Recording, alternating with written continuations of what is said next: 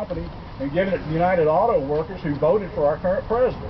There's no authority for that. That's just fascism. There's no authority for that. We're headed down the road of fascism. We have cap and trade, which is also cap and tax coming up. They passed the House. If it passes the Senate, I don't think people understand what this is going to do.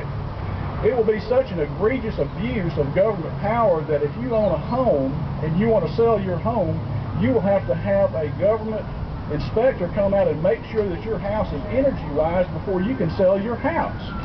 Where in the Constitution is the federal government allowed to do something like that? Again, it ain't in there. Excuse me, I had a really dandy speech, but we didn't have money for a teleprompter. And so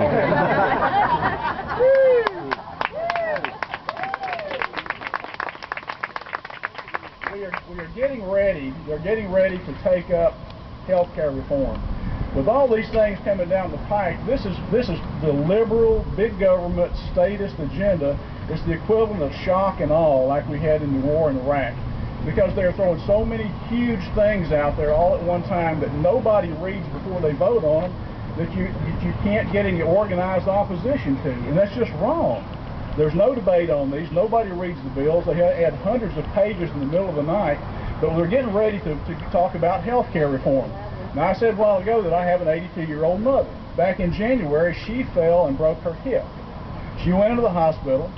She had a hip operation. Then she spent 3 months in a therapy out here in Dade County, and got it taken care of because she had her Medicare insurance and her private insurance, and it was all taken care of.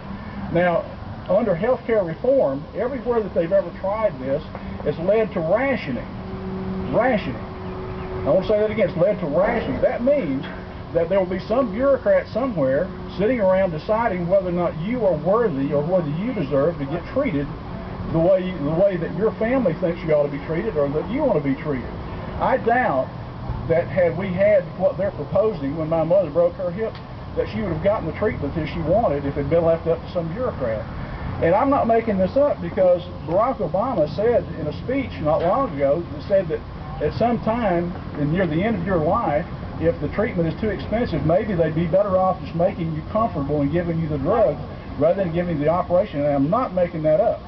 There's a video of that. And if I could have showed it to you today, I would have. This is a hideous, hideous infringement on the freedom and liberty in this country. You know, 100 years ago, the average American citizen could go through their entire lives and not have any interaction with the federal government. None.